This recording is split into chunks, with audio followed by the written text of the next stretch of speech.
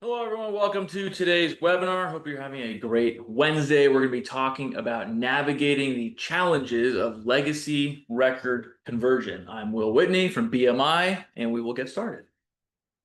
All right, first, as usual, I like to make sure things are working here. So you can help me out by using that thing on the right side. I believe it's the right side of your screen in the Zoom tool portal thing. If some of you could just raise your hands, click the little hand button so I can make sure that people can see my screen. Okay, I see a few hands raised. Perfect. You can put them down. And then next, raise your hand. Actually, that was if you could hear me. Now, if you can see my screen, go ahead and raise it again. I want to make sure you can see the presentation. Okay, I see some hands. Thank you very much. You can go ahead and put them down again. Just want to make sure things are working. They are. All right, you are muted.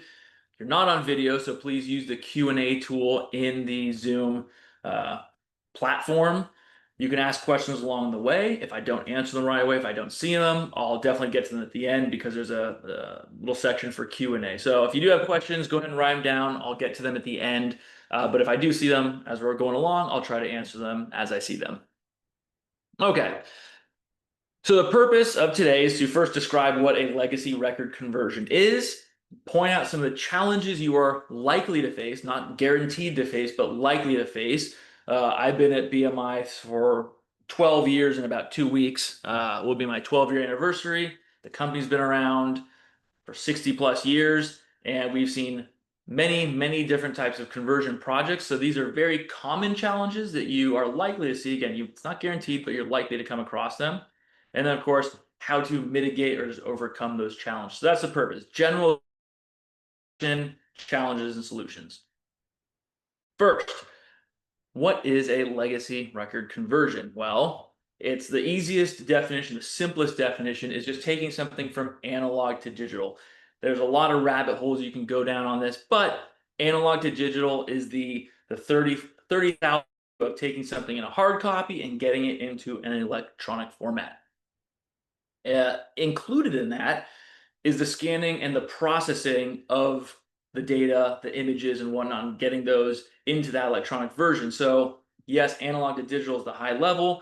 There's the scanning portion is what most people think of when they talk about scanning project is the physical part of converting that record. But then there's also the post-processing, actually getting those images into a usable format for you. Because if we just scanned the raw data and said, here are a bunch of images, there's no indexing, there's no QA, there's no, let's say, framing from microfilm images.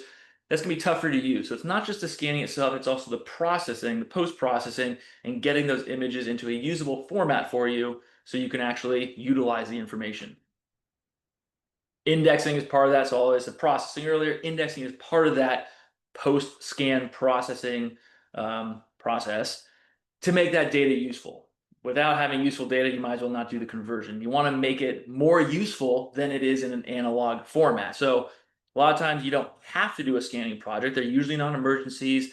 Very rare that we've seen an emergency paper scanning project, microfiche scanning project. Usually it's because organizations want to make the data more accessible. They want to make their people more productive and efficient.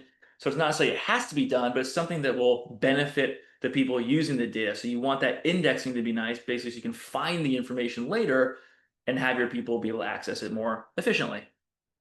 So continuing on with that, what is legacy record conversion? Here are some examples of that analog information you may have. Paper records, very familiar. A lot of different types. You'll see, very common office documents, binders, folders, loose leaf, whatever it is. Index cards. You might have index cards that actually refer to something else. Like you go into index and then it points you to another file. Plan sets, rolled plan sets, building departments, engineering departments. And then these are some deed books. So county recorders, very common. They'll have giant deed books. Those are all part of paper records that could be converted. But then there's also getting it to an electronic format. So you have this, you want it like that.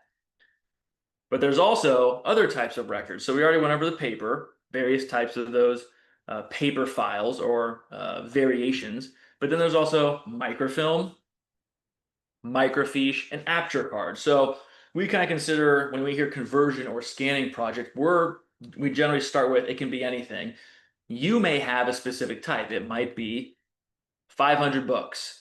maybe lab notebooks, deed books like this, just oversized records, maybe historical records at a library, something like that. You may have a bunch of plan sets or just office documents, HR records, financial, student records, or you may have 2,000 rolls of microfilm, 150,000 sheets of microfiche, a million aperture cards, whatever it is, you're taking that analog format and turning it into a digital format. So the discussion here covers all the different types of records. Most of this is general process. So the general idea of a conversion project going from analog to digital can include any of these types of records. That's the point of going over this. All right. So let's start with the challenges of what you may run into. And if you do run into a challenge, it'll likely be one of these, which is one, transportation. Now, why is transportation a challenge? Because you have to get your records to somebody to scan them. If it's BMI, we have two facilities. One is in Sunnyvale, California. That's the headquarters.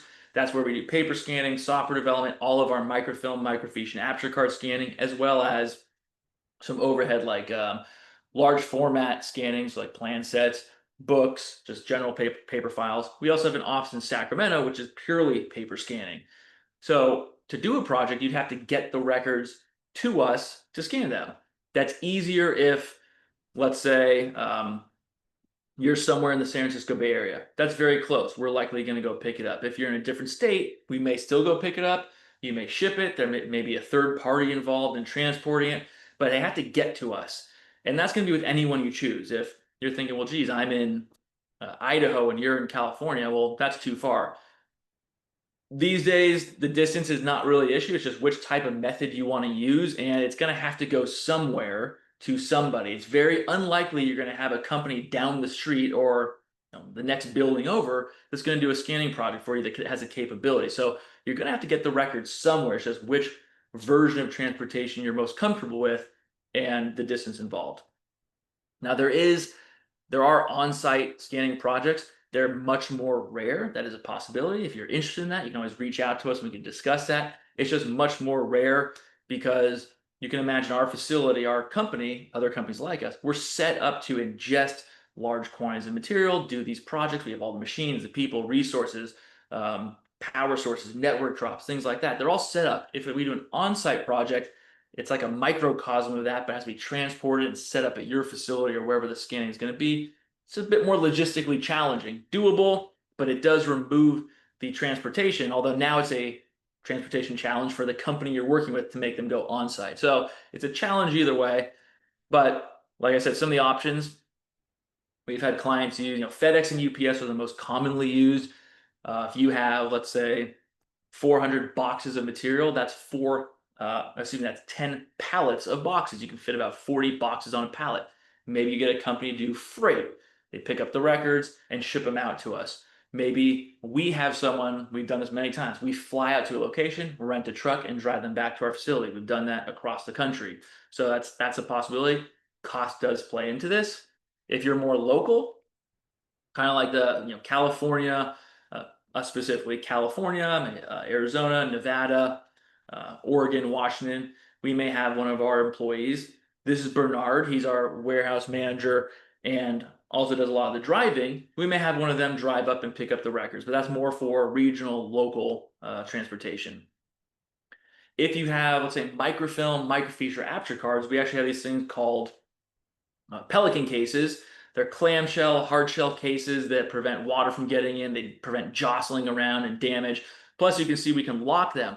So not only is it just helpful for protecting the records on a physical level, but it's also for security of it mitigates tampering with the records. Or if you're concerned about someone getting into them, there's that extra lock where we send you the key, we have a key, you lock it, you send it to us, we unlock it, scan the records, send it back, and we just do that transportation, that method of facilitation. So it is a little more expensive because you basically pack these inside of a box. They become heavier, but you can't just cram a bunch of records into a box like some people would. You have to put them in this container and then put that in something else. So it does add a little bit of a extra step, but it provides that extra level of security for peace of mind.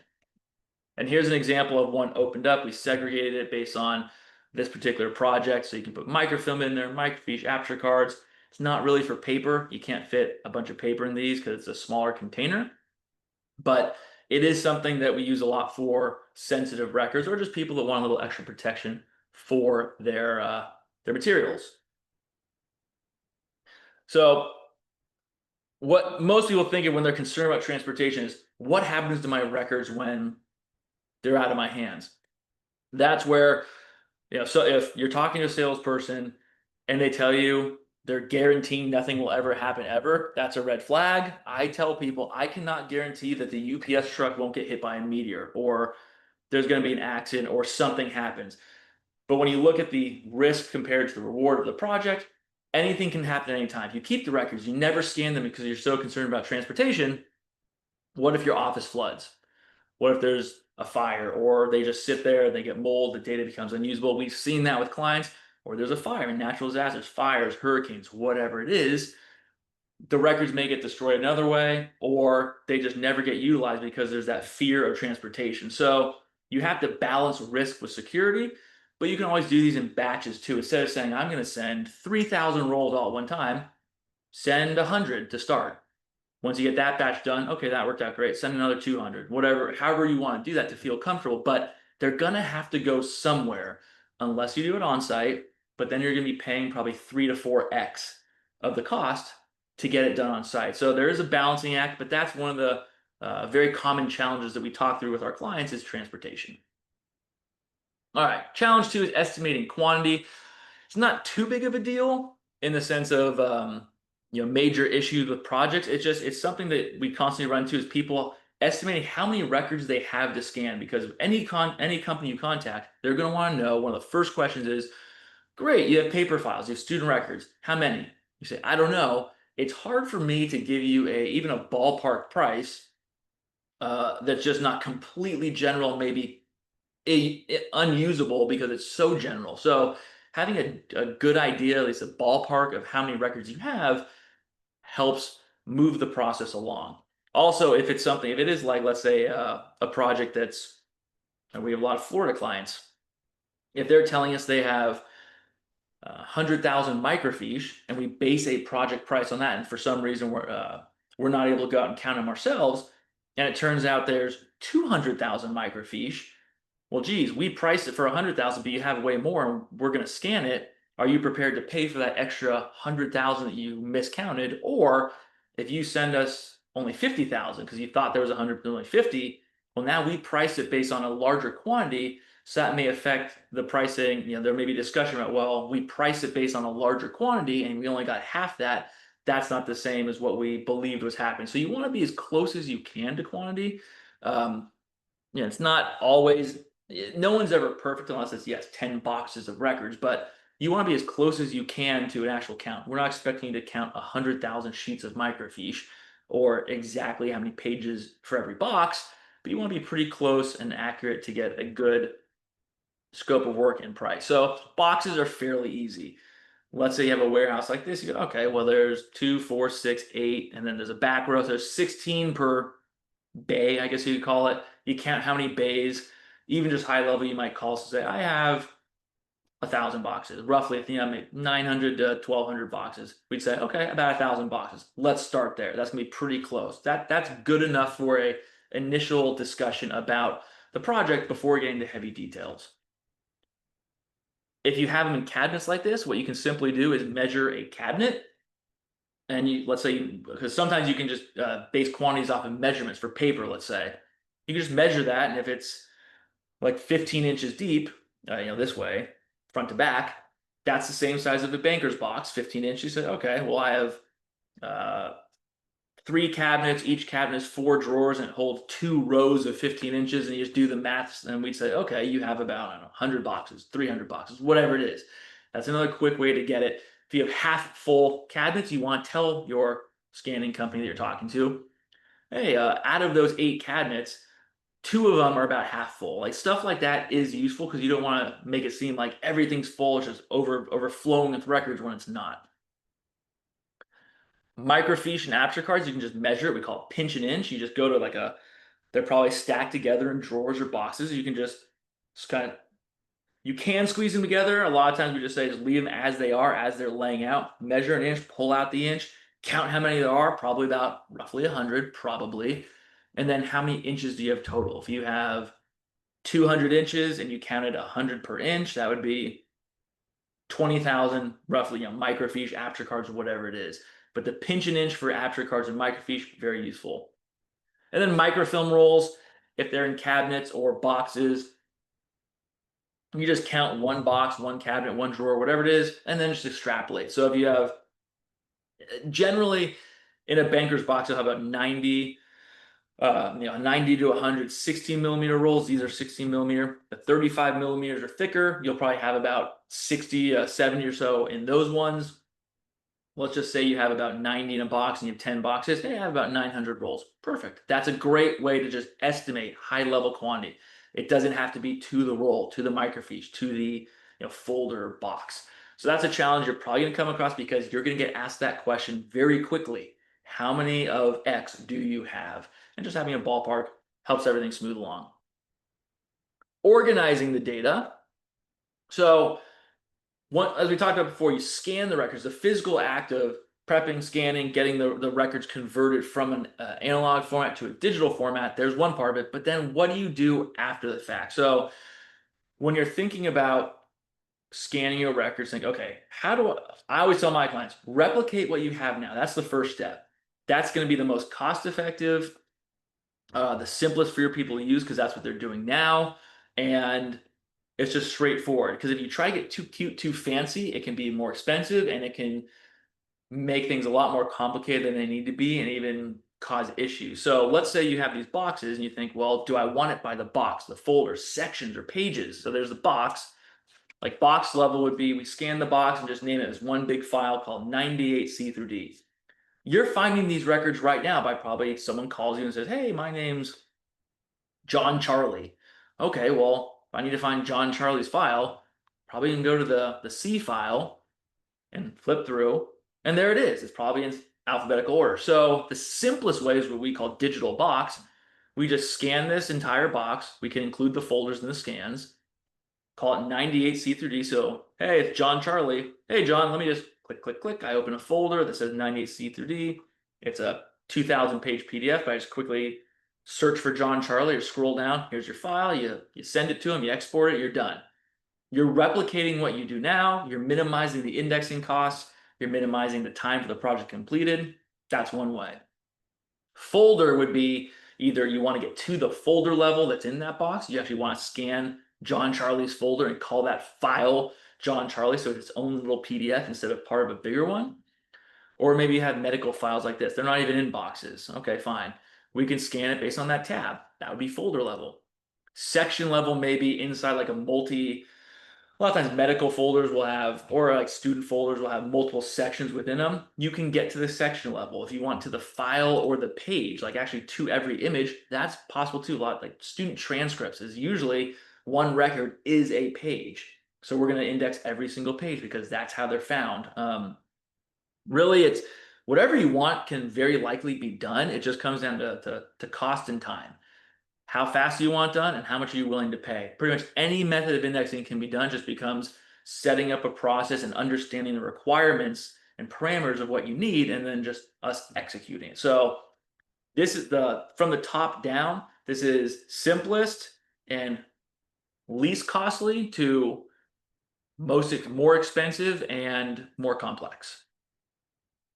Same thing with microfilm. Right now, if you have microfilm, you go to use it, you're going to look for the box label, you're going to put it on a reader printer and look for the file. Imagine that being digital, but you just look for whatever's on here, the register Paharonian for January 3rd. You go, oh, well, there's the roll. And then you just scroll through in a digital file. You're immediately faster and more effective than using the physical roll because it's in a digital format. So that's effective, productive, cost effective, and you're replicating what you do now. But you could go to the file level, issue date indexing. So on that roll, there's going to be a bunch of issues. We can do that too. Go to the image level. Same thing. We can look at every image. It just becomes more costly going from here to here, and it's not what you do now. So can it be better? Are you being super productive by spending, let's say, 2x on indexing or 50% more to get to the file level? Then if you just kept it roll level, saved a bunch of money, you just do like a text search? that's up to you. But we typically say keep it simple. You can always do more later. You did roll level. Let's say we work with you, you scan 2,000 rolls, you do roll level, and a month goes by, 2 months go by. I say, you did roll level, but I really want that file level index, and I want to be the folder, the issue, whatever it is. Okay, well they're already digitized. Now we just get those digital images and just process them through the indexing. But it's kind of like a phase two. But like haircut, if you start with this and we do it and you pay for it, and then you go, that wasn't that useful. I actually don't like that. I could have probably gotten away with roll level because it's easy enough. I can get to things quickly. You've already spent the money. You can't uncut hair. It's already been cut. So think about that before you move forward. Do you really need to be that detailed level, or can you go with what you do now? You go to the roll. Now it's digital. Fast, fast, fast. I find it. I move on. Same thing for fiche and aperture cards. There's the fiche title strip.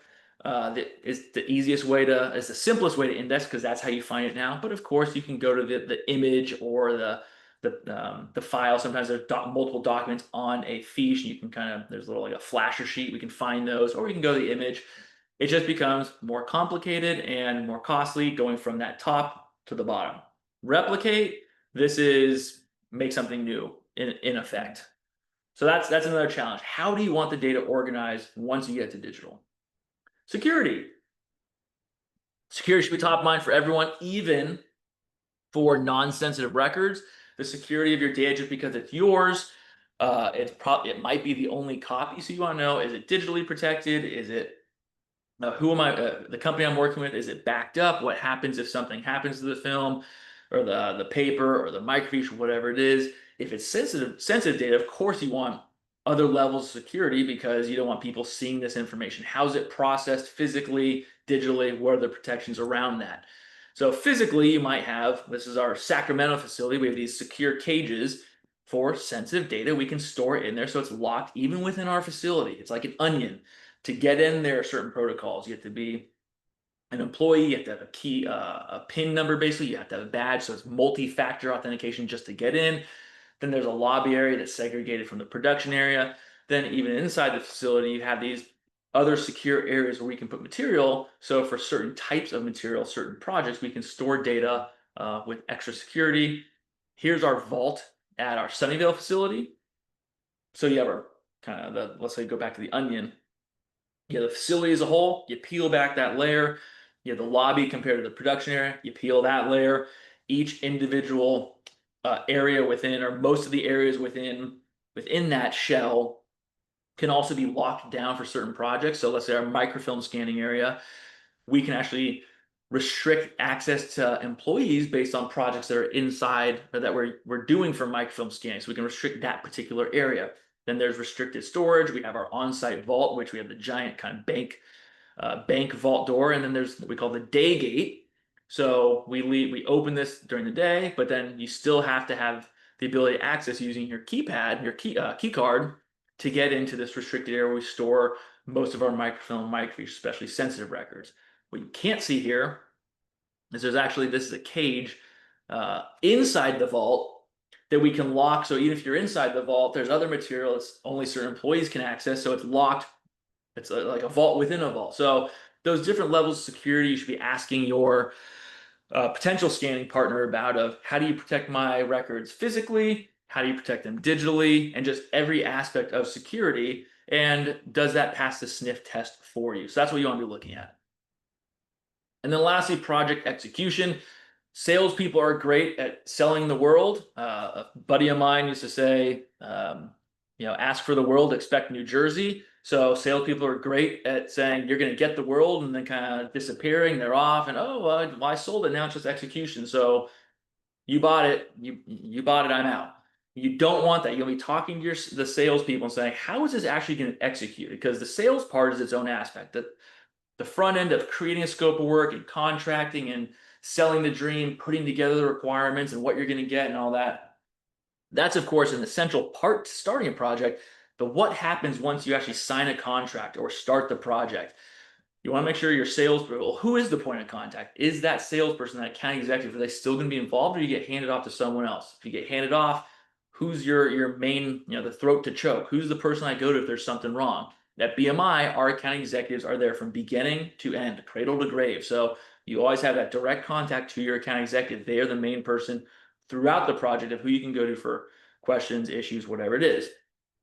But not just that. It's okay. You were sold the dream of here's what's going to happen, but what is the process to actually execute your project? Ask those questions of your potential scanning partner because you want to see things. Of course, I'm biased because I'm at BMI, but we have a very systematic approach to projects. And this is an example. I'll give you a very quick overview of how we execute projects. So contract signed, scope of work's ready. We translate that, I'll call it salesese, contract language and scope of work from the sales side to our production team. So that gets created in what is a homegrown application called Unity. It's all project tracking, material tracking, invoicing. Everything's done kind of tied together in the system. It's it's united, so Unity. And this is what's called scope of project, SOP. So I would take that contract, that scope of work, and I'd actually translate that language because I'm not expecting my project managers, my scanner operators to read the contract. That's not their job. Their job is to execute.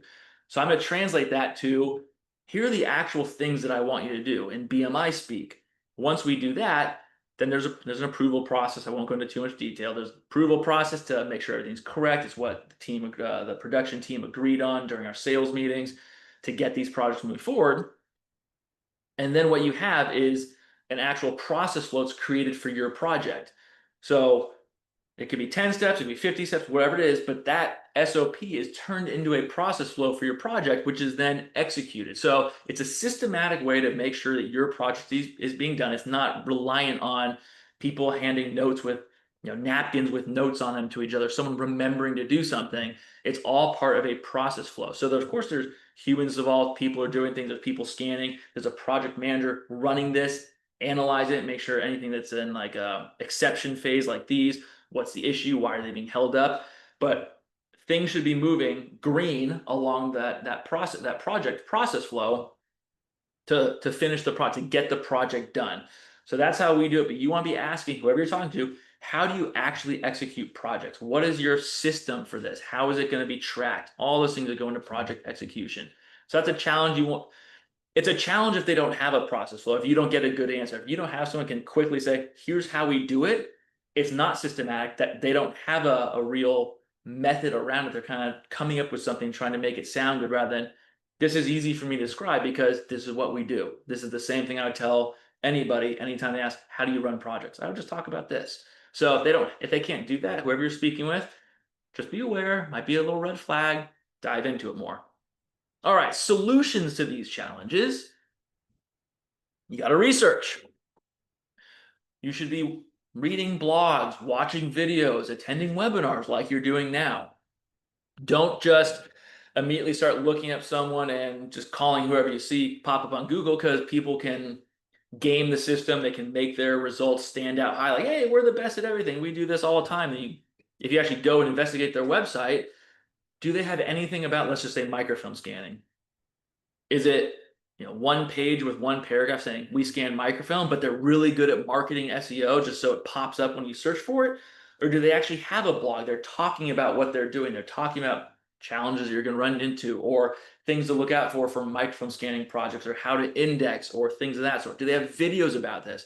Are they doing webinars to help explain this? So you want to, as much as you can, do some research so you have a bit of knowledge before diving into just having somebody, an expert, tell you what to think. It's like white coat syndrome. We tend to believe people we think are experts.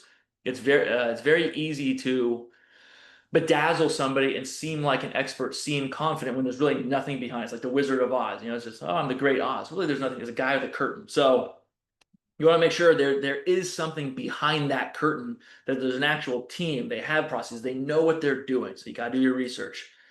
Talk to multiple companies. I would love if every single person that needed scanning only came to BMI, but the problem is they won't. And also, you're going to have to base your decision. So that's good for me. Is it good for you as an individual, as a company, someone representing a company? No, and you're probably going to need your boss or whoever it is going to say, I need multiple quotes. So you want to talk to multiple companies, not only because you're probably going to have to, but you can get an idea of how they work. So you do feel good about who you eventually select. Every company works a little different. At the high level, we're taking stuff, scanning stuff, giving you digital stuff. We're all doing that, but it's how it's done is is the real secret sauce. So, think about, I love food, cooking, all that kind of stuff. I watch cooking shows. You take a nice steak, you give it to me, I'll cook something fine. You give it to Bobby Flay, it's going to be a lot better. It's the same steak. We're doing the same thing, cooking dinner. It's going to be executed differently, and you're going to get a different result. So you want to talk to multiple companies because you'll get an idea of what am I going to expect? Who do I feel better with? Who really knows what they're doing? And once you have a comparison, you go, this company has no, they just do not seem like they have it together. Now I know I had this gut feeling about this one, but that just proves it that I need to go with them. So talking to multiple companies is good for you. Interviews ties into that. You can look up companies, you can Google, you can find anyone. It could be three guys, a van and a dream saying they scan whatever they scan, but get on the phone, get on Zoom calls. Does it look like they have a real facility? Can they show you things? Do they have customers or references that you can talk to potentially, or at least case studies, whatever it is? Do they have proof that they are actually good at what they do, or they even do what they say they do? Another thing to look out for, part of that research is, are they just kind of a frontage company where, oh yeah, we can do this, and they get it and then send it off to someone else to do the work? They might, they might not, but this is what you'll find out by talking to multiple folks, learning the lingo, and interviewing people. Samples is part of that to really get an idea of how something's gonna go. You want to do a sample. It's testing the waters. By doing a sample, one, you're part of that interview, the challenge of execution or transportation or just knowing what to do for, let's say, organization. A sample will be very helpful because you can work with that company or multiple companies. You might do a sample with two or three or four companies. You can see, how do they communicate? What's the process? How does transportation work with them? Once they get it, are they in touch with me? Are they updating me? When they actually do the sample scanning, let's say a box of records, they scan it and then they present it to me. Is the quality good? Did the process make sense? Do I feel good about working with them? It's like a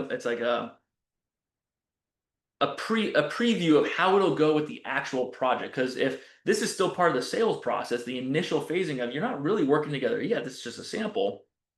If they're not good at this part where you haven't agreed to work with them, don't expect much better when you've already said, great, I sign a contract, there's no more selling to do. They go, great, you're locked in, now we have your material. If it didn't go well during the sample, when they're actually trying to make themselves look good, don't expect better. So that's another way to kind of filter out folks if they just are terrible at the sample, they're bad communicators, the quality's not great, they have issues along the way. Probably not going to be the best bet to move forward with the project.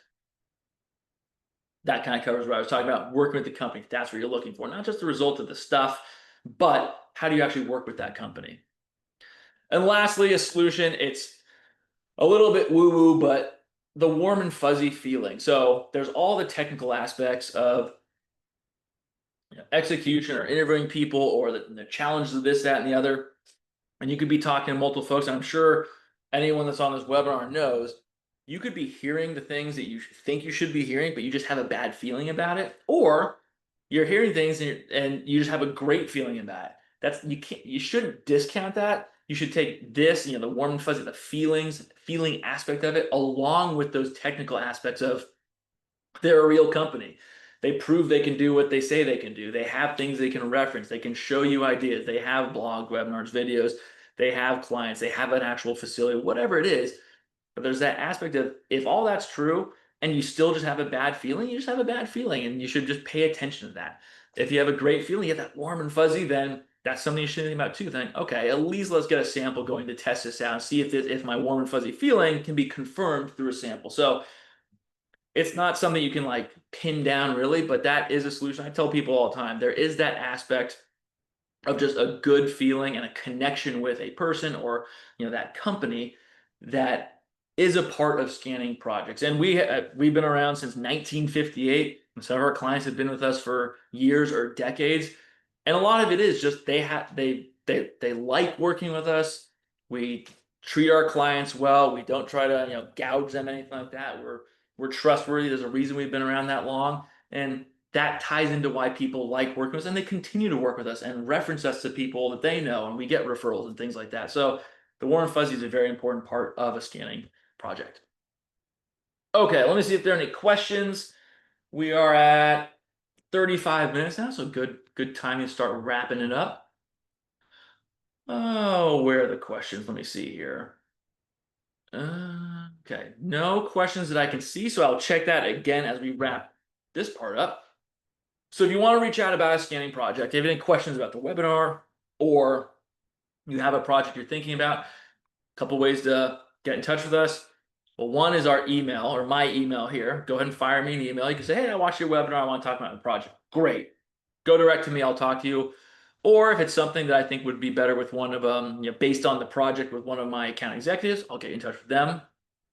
If you have a phone, which I'm assuming most people do, you can click the camera feature, hover over this one here, and that's our newsletter. Every other Tuesday, I think one's going out next week, so this coming Tuesday.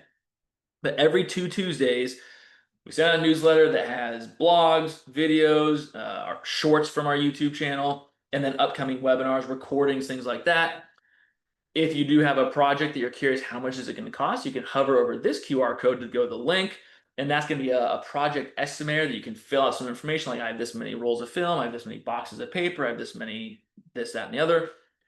And you get a high level estimate. And it's going to say, if you do fill that out, this is a high level estimate. You're going to need to talk to someone to actually get a final scope, a final price, things of that sort. But it's a nice place to start to see, all right, what's a ballpark for 1,500 rolls of film, 200,000 microfiche, 900 boxes of paper? It's a good place to start. So a couple different ways to either get in touch or stay in touch. Let me do one last check. I don't see anything in the questions, so that's going to wrap it up. Thank you for joining. Enjoy the rest of your week.